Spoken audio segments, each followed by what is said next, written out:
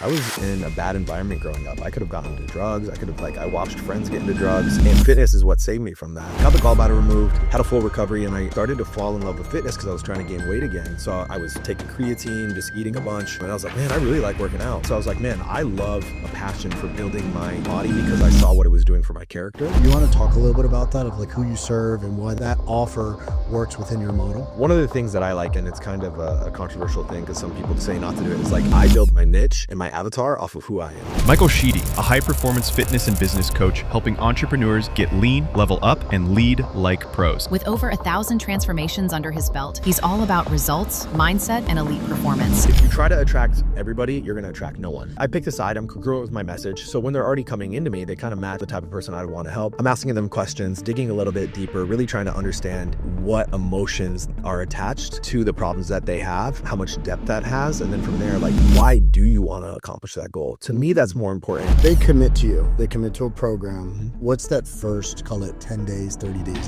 So here's the thing. In this episode, you're going to hear from successful online coach Michael Sheedy, someone who walks the talk. And there's a lot of things that we've discussed in this episode that I think will be valuable for you if you're pursuing a career in fitness or in coaching. But more importantly, it's somebody who lives by example and holds people accountable. There's a lot of opportunity in here for you to grow, and give it a listen. Michael Sheedy, welcome to the pod. Thanks for having me, brother. Absolutely, man. My pleasure.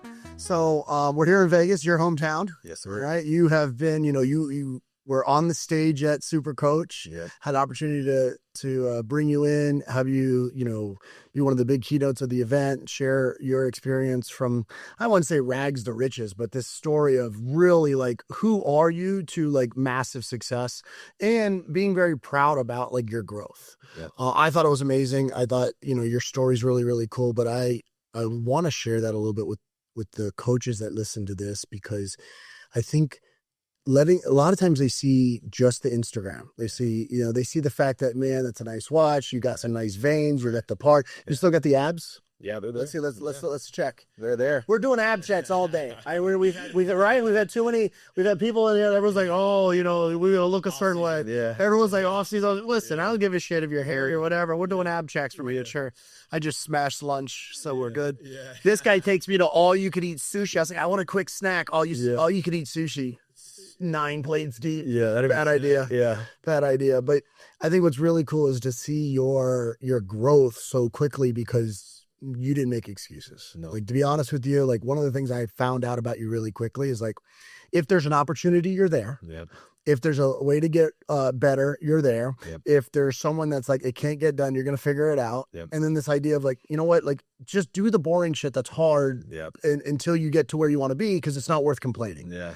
Did you always have that? Was that part of your personality like forever? Or is this just something, you came to at a point? Yeah. The quote I like is, it's simple, but not easy, but I would say like, as a teenager, I think that I was forced into it just through my circumstances, which at the time, I was like, this sucks. I couldn't afford a car. My parents didn't buy me a car, so I had to take the bus. And I think those challenges for some people shape them, or they use it as an excuse. I allowed it to shape me. I started reading personal development when I was like 20 years old. And I think those philosophies, like Stoic philosophies, kind of stuck with me. And that kind of forged that intrinsic drive where I was like, okay, well, it's on me and no one else. And I kind of preach that, I think that you are a absolute mirror to the things that you are preaching, which I think in most people, they're the opposite. Yeah. They're preaching the thing that they need, right, versus the thing that they do. And you preach what you do. Like we talked about, like, hey, let's get behind the scene content because you're very authentic. Yeah. Like, hey guys, I'm going to show you what I'm going to do, because you're not worried about you taking it, because you're not going to do it. Right. And I found that out about you. I love it, because I'll tell you, like, hey, here's how we build an Olympic champion. Here's how we build a world title contender. Here's how we build a championship program, a championship team. Yeah. You're not going to put the work in. Yeah. Right. Exactly. So, I think that's really cool. Yeah. When you had this kind of like shift of like, hey, I want to become a personal trainer. Like, was it because you were a fat kid growing up? Was it because fitness saved you? What was the reason? So fitness did save me, but great question. I had my gallbladder removed when I was 17 years old. I don't tell the story all the time, but it like wrecked me right before my senior year. I was supposed to play football at a high level. I couldn't go to, summer camp. I lost 30 pounds. Oh man, they couldn't figure out why. Found out my gallbladder was just not functioning. I ate a ton ton of processed food as a kid. My mom she just did her best to provide food for us. It was, we don't know any better. yeah, Capri Sun, Sunny D's, Gushers, all that, pizza bites or bagel bites or whatever they are. So anyways, I believe that's kind of what happened, and got the gallbladder removed, had a full recovery, and I started to fall in love with fitness because I was trying to gain weight again. So I was taking creatine, just eating a bunch, and I was like, man, I really like working out. Started getting more attention from girls my senior year of high school. Amazing what happened. Yeah, some of those stories are the same with people, right? So I was like, man, I found like a passion for building my body because I saw what it was doing for my character, and I recognized that at a young age. But still was kind of like partying sometimes in that like first year of college. And then I got fired from a job at a restaurant that I was working at. Just young guy, kind of ego. And I got fired for being late a couple times. I was studying a personal training certification to learn more about nutrition because I wanted to understand it for myself. Because I'm like, I want to look like Steve Cook. Well, Steve Cook knows something that I don't, apparently, so let me learn. So I was like, well, personal trainers know everything about nutrition. Let me just study this personal training certification. I didn't even want to be a personal trainer. Got it. Studied the certification, lost my job. I was living on my own. I was like, okay, well, I got a certification. Might as well use it. Let me go to a gym. So I found a gym that one of my first trainer that I hired for myself for a bodybuilding competition. He's like, hey, come train at this gym. And where was this? Like, where was it? Gold's Gym. Okay. So Gold's Gym was before it, they got bought by EOS, and I think there's like one or two locations still around. But EOS bought them out. So Gold's Gym was the first gym I worked at. I made $8 for a 30-minute session, which was like nominal. Even for me at that time, being 20 years old, I was like, this is just not a lot of money. And the type of clients that you get in the kind of corporate structure of a gym was just, not my cup of tea. But I realized I really enjoyed it. I loved like the aspect of being able to help somebody else to solve their problems with their fitness and health. And I was like, wow, okay, I like this, but I'm not making enough money doing it. So I talked to one of my friends who was a trainer at an independent gym. That's when I found independent training. Okay. He's like, hey man, it's a $300 overhead and all you need is one client to pay it. So before I even paid the overhead, I found a client, had her pay me up front, paid my first month at the gym. And then the rest is history. I started building my business. That's awesome. And now you have moved online and you've built an incredible business doing, 6+ figures, 7 figures. And you're doing six figures a month. Yeah. In a world where it's not that easy. You're going to put some work in, right? Yeah. If you are an executive leader that is looking to get in the best shape of your life from a health standpoint and want the same coaches in your corner that are working with professional athletes, then reach out. Athlete HQ. How did you make the shift to go online? So I built my personal training business, and I had mentors in that space as well. I believe in learning from other people who have done what you It collapses time. and I learned that at a young age, right? I've always had coaches, whether I was dirt bike racing, playing football, I've done 11 men's physique competitions. So I've always had somebody help. You're ready to do one right now? Yeah, basically. Yeah. But I've always had coaches. So even in the personal training space, I found somebody else that was doing something at a high level in personal training. They were making multiple 6 figures. I'm like, okay, well, if he's doing it, I can do it too. Absolutely. So I worked for him for a few years. My mentor at the time, and learned the business, right? Because a lot of personal trainers, they have tons of certifications, they know everything about nutrition and training, but they don't know business, right? And I think that is an important aspect of running a successful business and helping more people, right? Being able to get visibility, understand your systems in your business, SOPs, all those things. So I built the business up to like a couple $100,000 a year as far as personal training goes, but I realized there was a cap, right? Yeah. I only had, well, you're trading time for money. Right. I was still picking up, stepping over quarters to pick up pennies. Yeah. Right. You lose leverage, and that's a great salary. It's a great job. Yeah. But at the end of the day, like the minute you leave that, you're not getting paid. Yeah. I can't go on vacation without telling my clients. If I'm not there, I'm not making money. And I was still not living a lifestyle that I really want, my ambitions, right? Sure. Like, okay, there's another way to do this, right? So I was like, well, these online coaches, they're driving Lamborghinis, they're like traveling. It seems, but Well, some of it, right? Some of them are rented, and some of it are fake lifestyles. But there's people that are doing it at a high level. Absolutely, yeah. And I knew that, and I was like racking my brain. How do I figure this out? So I started Googling like online business coaches, and I found a company called Elite CEOs. Tanner Scheitzer, I'm sure you know who he is in the space. I don't know him personally, but I know. Like you heard his name, yeah. So anyway, I actually hired him, and paid a decent amount of money at the time that I didn't have, but I just, I was like, hey, let's go all. Yeah, I can always go back to personal training. I can pay off my credit card bill if I need to.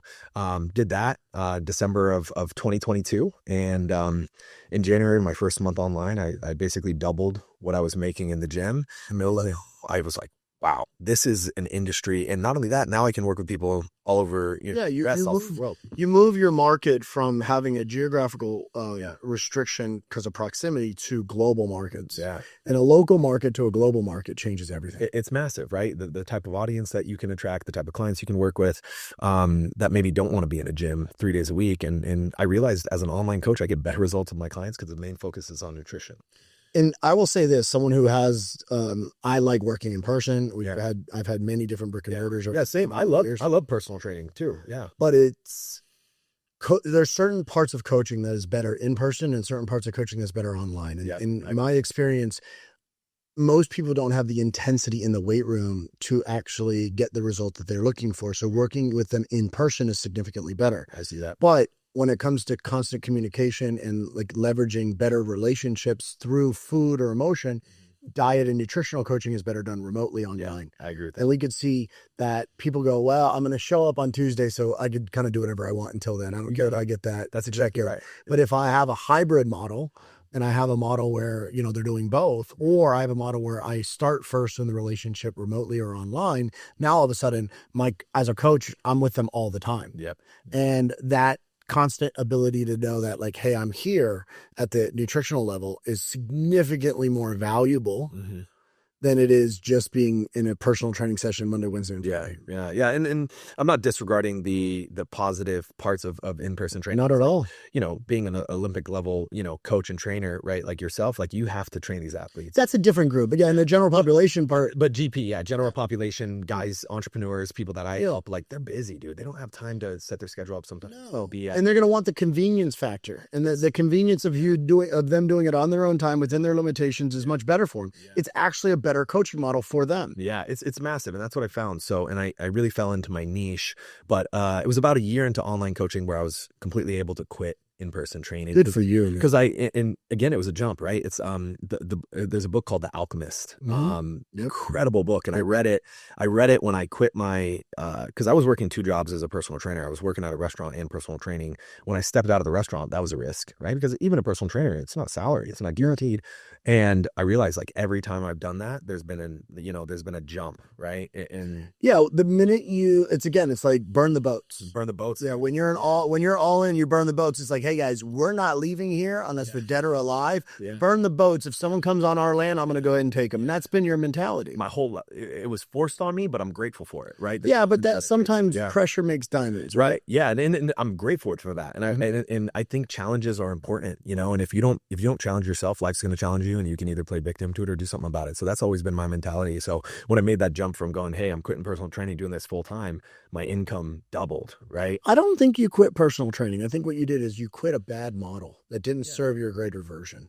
I really do, because I think that I really do, because I think that we all evolve at some evolution, point, right? Yeah, yeah. But I think that as a leader, you evolved a bit into saying, I'm a better businessman than what I was taught. Yeah. And I got me to this other point. Yeah. But what gets you here doesn't get you there. Yep. Yeah. So then now all of a sudden you're at another level to where you kind of capped out. Yeah. You could have burned that out a little bit longer. You could still do it. You could probably still do it now. You could charge a little bit more, but there's still a linear growth model where that compounding effect that you have is an exponential growth model because now you have scalability. That's massive. And I feel like impact too, right? Like I could only work with, 8 to 9 clients, 10 clients a day, let's say, for example, 5 days a week, 70 hours a week in the gym, versus now I have 130 clients. Yeah, but that 130 gets actually better service. I'm telling you, and not to be like cliche, I have like impacted lives on a deeper level doing online coaching than I did in person training. Yeah, and I think what it is it's also, there's a lot of people that do online coaching bad. right? So, but there's a lot of like, so it's not a matter of the online coaching is what makes you a better coach. It's the fact that you come from a practical approach, practical environment. You're like, I know what these people need. And while you work with them in person, you know what they're missing. Right. So you gave them what they're missing on a remote coaching environment online. And you know what they need in person. So again, you're subsidizing their weaknesses. And then you're adding to their strength. And then you're doing it in their environment where they're already living. These are the models that I think we mature into, because every business needs three things, right? Number one, I think that you need to build when you build a business, you need to build a model. And the model needs to have scalability and it needs to make sense. And what we think about, like when you build a model, is you're building this castle. Like, what is your empire that you're trying to develop? Right. So you have to have something that's worth building and worth, like, I want to invest my time into brick by brick by brick to create this. And that's a good model. The model that you had would have only gotten you to a first or second story building. So if you think about your business model as the house or empire that you want to build, the model that you had before, it had a scale cap, and that cap would have only gotten you a certain lifestyle and not past to your ambition. Your ambition's significant, which I love that about you. I've been around you and it's like, let's go, and I like the idea that we can move the goalpost at a young age. But what's really cool is you want to build this empire. You want to build this, this model that makes sense. So I think that every business needs to build a model that is aligned with their mission. So that empire is good. Then you need to build a moat. You need to protect it. But it's not, there's no point in protecting, a trailer park house. There's no point in protecting, a small studio apartment. You want to protect an empire. You want to protect a castle. So you build a moat and you create these protective mechanisms. And believe it or not, online coaching is a better moat to making the impact. And here's why. What happens if one of your best clients leaves because they decide to move? Well, they can still work with me because you're a global enterprise now. But in that gym that you worked at, if they moved, you lost that client, which happened, right? And I didn't have an offer at that time to help them. So again, part of it is you're building a protective mechanism around them, and then the third thing is you need to build that kind of mafia offer, the offer that they can't say no to. Right. And your offer is like, it's one of which it's attached to a guarantee, but it's also attached to what they're looking to get. And I think that's what you've done well. Let's talk a little bit about your offer, not because I want to sell you. I think your abs do that already. You want to show them again and flash them? I think you're good enough. They got to pay more for that. So here in Vegas, they may. You never know. But the reason why I say I want to talk about the offer is because I think in the offer, there's a lot of genius. I think in the offer, there's a lot of value. So if coaches, they may not be serving the same market, right? There's a lot of experience that comes with what you're doing into your demographic. But they could figure out what their niche is, and then they could create an offer that's modeled around that. So you want to talk a little bit about that, of like who you serve and why that offer works within your model? Yeah. Great question. So, one of the things that I like in it, and it's kind of a controversial thing because some people say not to do it, is like I build my niche and my avatar off of who I am. And so I have always had a passion for business. I've loved the personal development side of things, especially even in fitness. Like fitness for me was something, I was in a bad environment growing up. I could have gotten into drugs. I watched friends get into drugs, and fitness is what saved me from that. And I realized the habits that I brought into my life through focusing on my daily, my fitness and my health daily is actually what's made me a better business owner. And so that's the type of people that I want to work with. So, I specifically work with a lot of people who are high performers, entrepreneurs, high pace. Fast paced, people that have ambitions, that want to pursue their purpose and their mission. And I have a mission as well. And they connect, I connect well with that audience. So that's my positioning, is working with a lot of those people who, want to get more out of life, want to get more out of their business, their leadership ability, even with their family, their friends. So that's kind of the angle that I take in regards to, hey, fitness isn't just something that we can get abs with. It'll create a stronger purpose and drive and work ethic for you to then be able to apply and get respect in the rest of your life. If you are a small business that believes that you are better than your competition, but you are not recognized for how good you are, and you want to build your brand and drive attention, need a brand new website, or want just general help on marketing? Sites at Scale.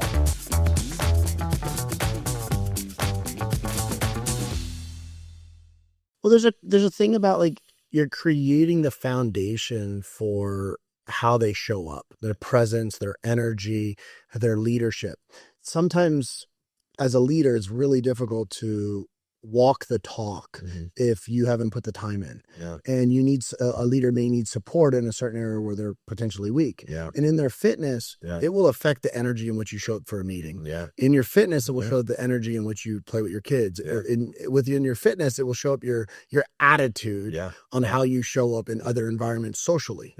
And I think that one of the biggest things that you do for high performers is you give them a head start. You're basically, they're able to kind of take their blocks and start them ahead of everybody else, because when they walk into a meeting, they hold a presence. You know, you're dressing a certain way, you look a certain way, but it's also because you've decided that you have the discipline to work towards what you want to accomplish. And you're not being as persuaded. Like the peer pressure is less there for the people that you work with because they're focused. And I think that's a really cool thing. And also they're willing to spend money on their health as well. And the three things that people really value in their life is and will pay for is health, being able to make more money, and improving their relationships. Absolutely. If you can create an offer that helps with those three things, which is what I do, I mean, you're going to have endless amounts of clients as long as you have visibility. Absolutely. And you talk about, like, we talk about visibility, we talk about attention. When I work with businesses, I truly believe in like a AAA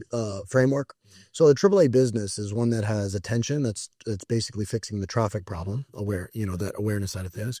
The attraction, you get a lot of eyeballs on you, but you can't get a date to the dance. You need to fix that. Right. So that attraction is, are you telling the story to them? Are you hitting them where they need? Do you resonate with them? Is it sexy? Exactly. I like it. I believe you. Are you authentic? Right. So that's the second. And the third one is accessibility. Do you make it easy to do business with? You got it. Do I create a red rope around my work and only let the right people in so that the people in my culture are actually enhancing our environment? So the leaders that work with, they actually potentially have a community of other leaders. They feel like they're a part of it. Either they have a direct one-on-one relationship with you, and that accessibility creates the value. How, going back to that first A, which is what I think builds the brand, and I think your brand is your business. And I tell athletes all the time when I was doing the NFL Combine stuff is that your body's your business. Because your brand is like, that guy's in shape. He's always healthy. He's ready to go. He's focused. How are you gaining more attention in your work? Consistency and showing up, right? And putting out valuable content and messaging that is authentic to me and is a part of the mission that I'm promoting for other individuals to enhance their life. Got it. So like, what would be an example of that? I mean, like very specific marketing. Yeah. I mean, on Instagram, like I'm super consistent with what I post. So consistent to you means what? Like posting, pictures, posting Instagram reels, like once a month, once a week. No. So I mean, you need to be posting. I could up my volume as well. I work with. I think we all can, but right. Like Gary Vee says 5 times a day, 10 times a day. Right. Sure. So I'm really hitting all platforms every day. Right. I'm on Facebook. I'm on Twitter. I'm on TikTok. I'm on Instagram, and I'm on YouTube. So I typically try to get a piece of content onto most of those platforms every single day. Instagram, I think you should be posting on your timeline minimum 3 to 5 days a week just to get enough value and show authority to your audience. If you're because I also help other coaches now that I've been. I've helped other coaches are reaching out to me for help. And the reason why is I know this, we've talked about it before you're even in that market. Is because like you've proven it. People are like, because they've seen this kind of rise of success, and they're like, I need what you have. And you're like, look, this is what you do. The reason why I'm asking these questions is because a lot of people aren't willing to put that work in. And the reason why they're like, well, that's too much. Well, wait a second. Is that lifestyle not what you want? So that's where you have an inauthentic approach to ambition. You got it. People that I believe that your actions need to align with your ambitions. And if they do, then you're gonna get a result. But if your actions don't align with your ambitions, you're just gonna be depressed. And then you become a victim. And then it's like, bitch, well, why are you bitching out? Or why are you complaining? Why are you whining? It's like, well, dude, the reality is you're not doing the work. You've never been one to make excuses. So I want to show the world a little bit about, hey, at the end of the fucking day, like they got to put the shit out there. And creativity comes from conviction, right? When you show up and do the work yourself. And that's where I think a lot of business owners, I spoke at a mastermind back in 2024, and I was the highest producer in that mastermind. I had like a record month in business. I did like 90,000 that month. And I remember I got an award. And then afterwards, a lot of the coaches came up to me and they said, man, what's your secret? And I do the work. Literally. Yeah. To me, it was baffling because it's not like I know, like, I educate myself. I pay for, business coaching as well. But what I do. But you're good. Like, I got to say, like, I think you do a good job. And I wouldn't, I'm not just putting it out there for anybody. It ain't your abs that's doing it for me. I can promise you that. But I think that you do have a positive intention. Yeah. I do think that's very clear. I also think that, being around you, like, you're very willing to help and you don't make it difficult on people. Right. Yeah. So, I mean, even just today, I knew that I'm coming into kind of your hometown, so it's a little easier for me to manage and move your schedule because I had guests that were flying in and I had other things. And I was like, hey, here's the spot. And you're like, I'll be there. Yep. That's it. Yeah. That was it. 3 words. Yeah. And I haven't messaged you at all. Oh. And you knew I would be here too. I don't have to think like that. Like, you don't make it exhausting to work with somebody. Right. And that's that level of like dependability and reliability is a human trait that's missing in our population today. Yeah. And you have that. Thank you. And I think that's where business owners miss, right? They're all about the money. And listen, money's great.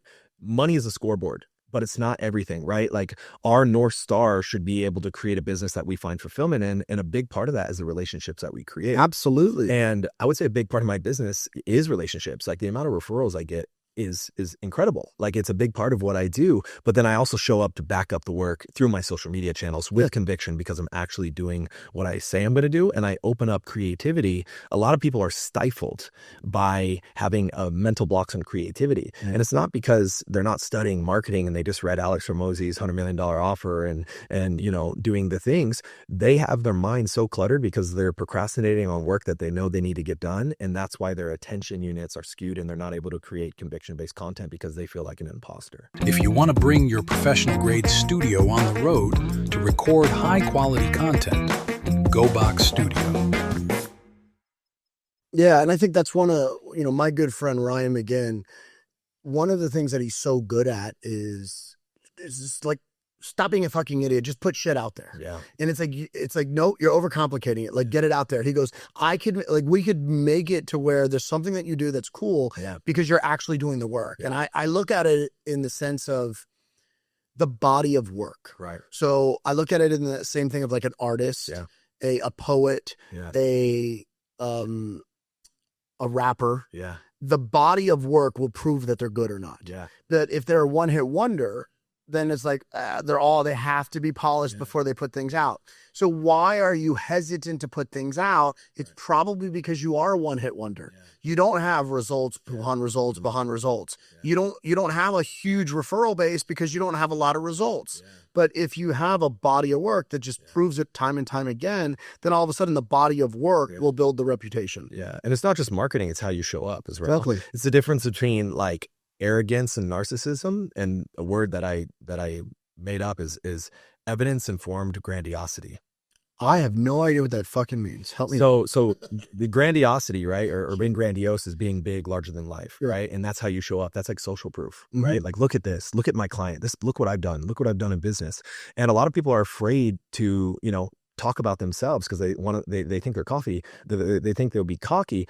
But if you have evidence to support that, and it's informed evidence as well, and it shows that you have the body of work, then you can shout authentically that this is what I'm doing, versus somebody that's saying, look at me, look at my clients, look what I've done, but there's no evidence to back it up. That's why they're missing authenticity, and they're going to feel like an imposter. Yeah. So like the root of everybody's brand comes from their story.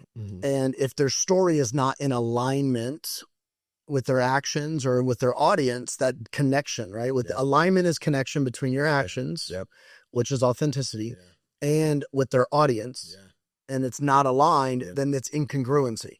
And it's only going to be a short-lived environment. So that's what happens. So your brand is your story, and it's the root of your story. And what happens is if you're not able to kind of put enough work on top of that, then what ends up happening is that lack of congruency immediately makes people question you. And that's where that kind of questioning comes from. You look at Hormozi's brand, he's done an amazing job. Alex is a genius. Like, he's absolutely a very bright person. He's different. He's built different. He is he's young, smart, very academically strong in a lot of ways, but common sense. But if you look at like Ryan, who's built his, the organic side of his brand, Alex crushed it with paid. And I remember Alex before he was doing organic content, which shit, if you look at his YouTube channel, he'd shit on organic content all day long. Because it's a transaction model. He had to go in, do a job, transact, make sure that it is profit, and then rinse and repeat. And he did that. He did that in the U.S. at a lot of different places, not just successfully, but better than a lot of people. Yeah. And an incredible salesperson, incredible at modeling and making things work with what he's doing, the challenge structure, everything. Yeah. But if you look at kind of like the reels and the Hermosi based edits and kind of what that was built, that was a body of work of a year of every single day, ripping a reel a day in content. Now, first and foremost, kudos to the decision to hire the right guy. Right. Kudos to the fact that the depth of knowledge is there. Right. Because if the depth of knowledge was there, the body of the work would be great here, but shit over here. Right. Yeah. Right. He would have 10% really good stuff and 90% shit. Right. But I mean, to be honest, like we got to call a spade a spade. Like, right. There's some really good nuggets on a lot of pieces of his content. Yeah. And the body of work has proved itself out. You got it. But it's also, too, is the body of work at the organic content level has proved to be the most powerful thing for the brand. Right. And that's, I think, where it probably shifted his mindset, which is mainly a paid acquisition environment. Yeah. To an organic brand environment, because the brand becomes more powerful. You got it. That's right. Yeah. So I think, and again, there is so much to learn. I actually think there's more to learn from Alex's change of heart around organic content to build a brand so that the business is more valuable, because rising tide lifts all boats. Right. So organic content is the body of work, but yet the ad and the acquisition channel is like the tsunami or waves that come into the offer. Got it. So that's the way I look at it. And watching it happen, I think is really cool over the years. Yeah. So you're creating a relationship of exchange with your audience. Yeah. And I think that value exchange, it's valuable to the individual when they're ready. Yeah. So when you give a piece of content, sometimes the people like, oh, you fucking dude, you're a narcissist, or you're all about yourself because you have a picture with your shirt off because you're shredding. Right. Like, wait a second. Did we not look at muscle and fitness magazines? Right. Did we not look at like Men's Health magazines and not look at an athlete that we looked up to and said, I want to fucking look like that? So this idea that, now the reason why I don't do it and I don't run like, the whole like Burt Kreischer thing and put my shirt off and just two bears is, it's just not what I want to do. But I don't have any body shaming issues. I'm perfectly fine. Yeah. And it probably, if I had a six pack, I would have my shirt off all day long. If I had a full set of hair, let's go, hats off. I don't care. Yeah. However, what you've understood is that that's very inspirational. Yeah. So I don't look at it as a negative thing. Right. Some people are watching that video and looking at it and going, damn, that I want that body too. Yeah. So that's inspirational. Some people are looking at the car and saying that's motivational. Some people are looking at, the nutrition and go, that's the discipline I need. Yeah. And they may pull across their feed right when they're about to order lunch. Yeah, right. And if it just takes that little thing to like change, that one thing becomes the catalyst for change and growth. Yeah. So I love that, and I encourage you to continue to do it. But I also encourage people to pay attention. Right, that's right. Because they're not. I think your body of work is proving that you're there to help people and you're actually making a really good impact. Yeah, I really appreciate that. Yeah. Let's get into the tactics. Yes, sir. The coaching of your high performers. Let's call it, because some of your high performers aren't multimillionaires. Some of your high performers are very successful, right? But 15, 20, 30K investment into their own personal health is it's a commitment. Yeah. And more so than anything, it's not so much, it's not an investment that they can't do. Right. Most of your clients, it's an investment that they're not used to making. Right. Because if they would have made it, they would have done it. They would have been different before. Yeah. So when you're like, oh my God, this is a new line item on an expense, you have to kind of create immediate return for them psychologically, because physically you can't create that big of a return. What is your process like when you bring somebody on? So someone but maybe even before you sell them, but a lead comes in, what's your actual business process? I mean, what I like to do, right? Because I think about it like talking to a woman at a bar or even having a conversation. Do you just take your shirt off, line? I'm just sure. Right. I mean, there's an initial attraction, right? There's some sort of interest. There's eye contact. There's something in the body language that spins up the conversation. That's like a lead or an organic conversation, right? But you don't ask the chick before asking her name and her story or talking to her, hey, you want to get out of here? She's going to be like, you're a creep, right? Absolutely. Or you're at a coffee shop. Hey, I offer online coaching. Do you want help? That's awkward, right? That's odd. So you really want to start to ask questions and understand, like, what is their motives? What's their level of commitment? What are their problems? And if you can even help them. And then based on that conversation, you're basically able to pre-frame a level of commitment, and a depth of emotion involved with the problem to be able to say, hey, I do have a solution. I'm happy to hop on a call and we can take it from there. So you jump on a call with them, they're interested. They've then probably done a little bit more due diligence. They've learned a little bit more about who you are. You probably added a lot of value to their life before they even jump on a call because of the nature of your social. Yeah, nurturing. And that's just relationship building without you having to do, you're doing that work across a lot of people. Right. So they jump on a call with you. What does that call look like? I mean, so typically I'm doing, like a consultation call, really, my goal in that call, first and foremost, is to help them, right? Like figure out how I can help them and if I can help them, because I can't help everybody depending on their situation. And the way that I structure my content and my message and my audience is the people that are coming into, typically my funnel or reaching out for help already match my avatar because of the type. Because the language you speak to the market. Right. So, and that's why, like, if you are turned off by me having my shirt off on social media, I don't want to work with you. That's a problem. Or if you're turned off because of my positive, my consistent optimism and positivity, hey, we're not a fit. And I think a lot of content creators and coaches are afraid to, pick a side. And that's what, if you ride the fence and you're always like Sweden, well, your fucking balls are going to hurt. And you're trying to, right. You're like that, but if you try to attract everybody, you're going to attract no one. Yeah. So I picked a side. I'm congruent with my message. So when they're already coming into me, they kind of match, the type of person I want to help. I'm asking them questions, digging a little bit deeper, really trying to understand, what emotions are attached to the problems that they have, how much depth that has. And then from there, like, outside of just getting abs or losing 20 pounds or improving their blood pressure or cholesterol, why do you want to accomplish that goal? To me, that's more important because my business is the same way. Making money is cool, but that's not the North Star. No. Getting abs is cool, but that's not the North Star. More importantly, what does you getting to single digit body fats do for you in the rest of your life? What does just the health and longevity benefits are unequivocally clear. Like it is very clear, like you will live longer if you're leaner. Yeah. And so that's what I asked, like, losing 20 pounds is great, but how's that going to impact your life outside of just losing 20 pounds? Well, I want to be able to play with my kids and not feel like I'm out of breath. I want to be able to show up to work and feel sharp again because I've had brain fog, for the last 3 months and I don't feel like I can focus and I'm drinking, 1,000 milligrams of caffeine a day just to stay awake. Right. So those are the things that I look at. I'm like, bingo.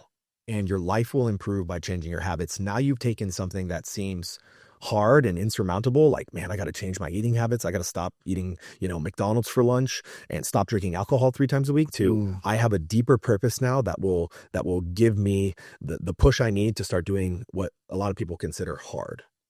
Yeah, that's awesome. And then if you are an online trainer or coach looking to scale your business online and provide nutrition lessons, coaching, or training to clients, the #1 software for personal trainers, Coach Catalyst.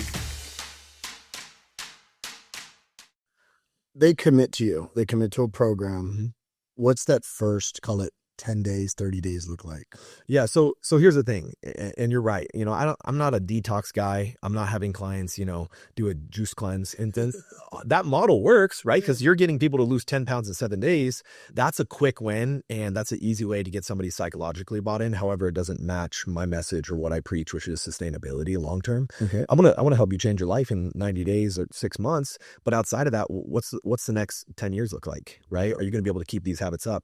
So of course, a lot of people that are coming to me, they're already not doing a lot of the things basics, right? Or they wouldn't be reaching out in the first place, which is nutrition, supplements, water, sleep, just getting to the gym and moving your body, right?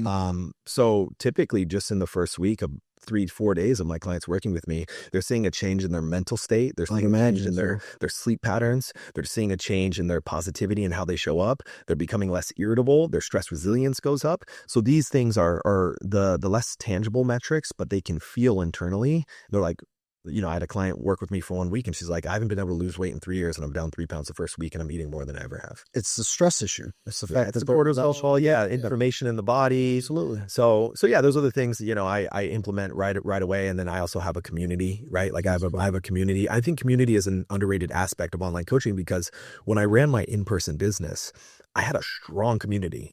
All my clients were connected. I did like a couple events as well. Yeah. And so you create this larger version of your business where people feel connected to something and bought in. And that's what creates retention LTV. You hit the nail right on the head because I think in my experience, I'm running masterminds and being in the executive coaching space and then working with online trainers, having apps that are, powered to be able to actually deploy online coaching, being a partner with the Coach Catalyst and being able to see behind the curtain of the best trainers across the globe, right? And who is making real money and who is not, and who is actually making big impact and who is not.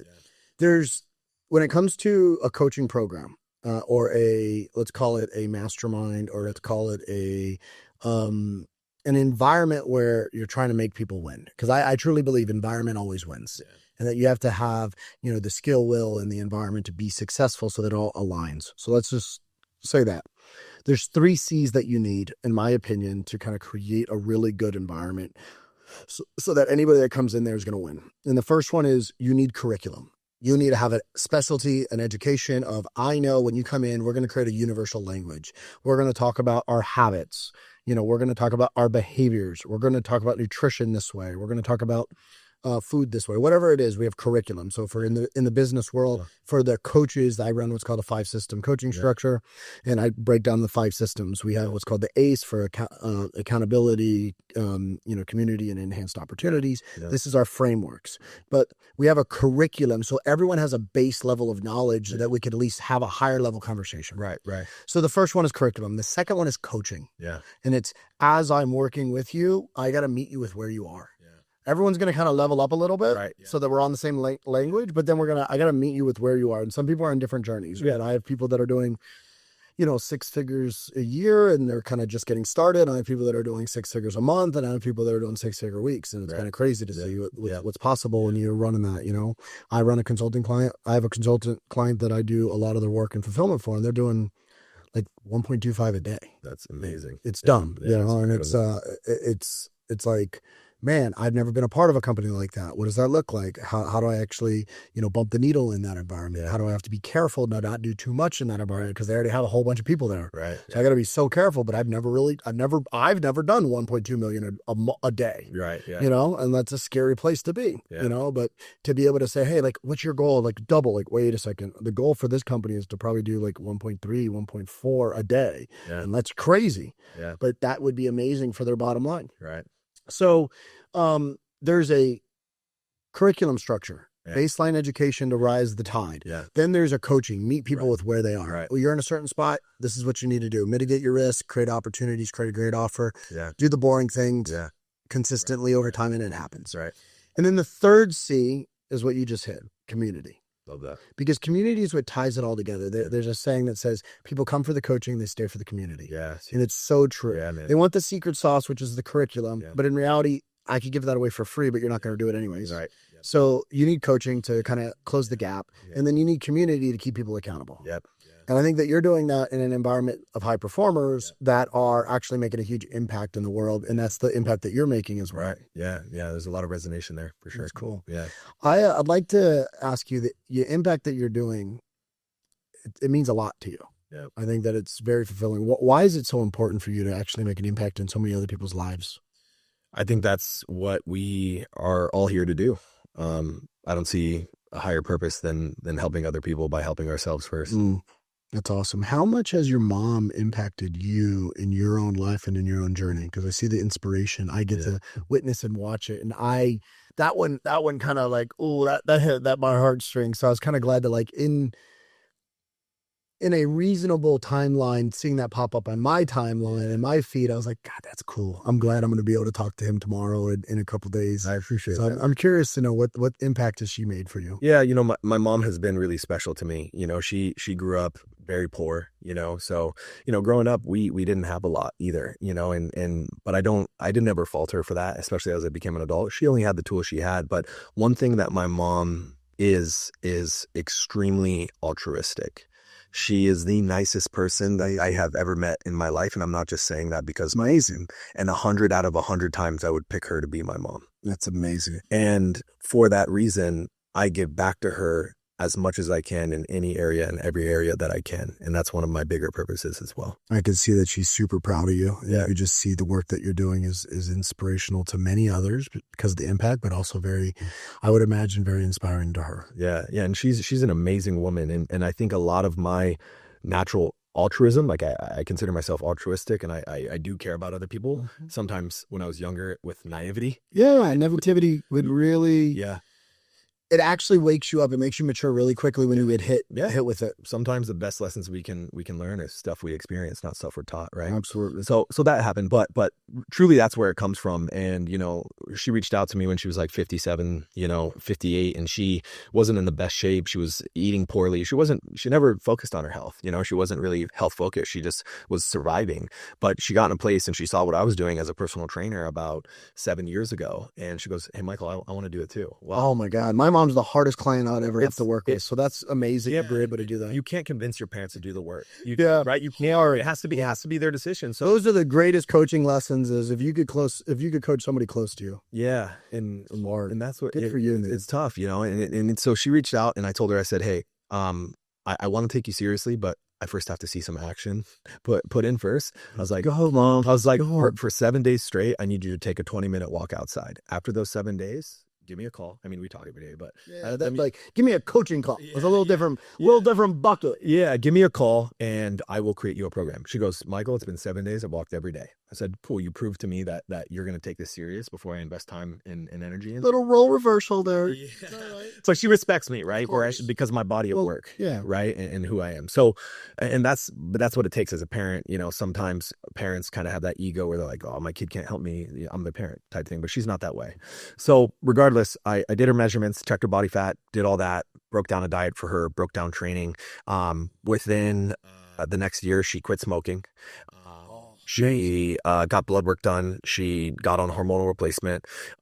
She completely changed her life, her eating habits. She was already a happy person.